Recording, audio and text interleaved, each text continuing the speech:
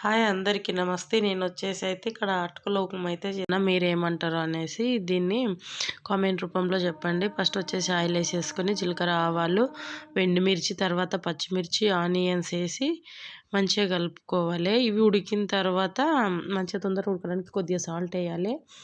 నా దగ్గర బంగాళాదుంప లేదు. బంగాళాదుంప మనం ఆనియన్ సైజు ముక్కలు ఎట్లా కోసినానో బంగాళాదుంప ముక్కలు కూడా అలా కోసేసుకుంటే సూపర్ ఉంటుందన్నమాట. ఇప్పుడు ప్రస్తుతానికి బంగాళాదుంప లేదనేసి అయితే ఇది మార్నింగ్ టిఫిన్ తొందరగా అయిపోతుంది.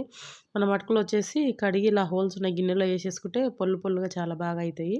తర్వాత వచ్చేసి పచ్చిమిర్చి, ఆనియన్ ఉడికిన తర్వాత నేను కరివేపాకు వేసుకున్నా. కరివేపాకు ఉడికిన తర్వాత పల్లీలు వేసుకున్నా.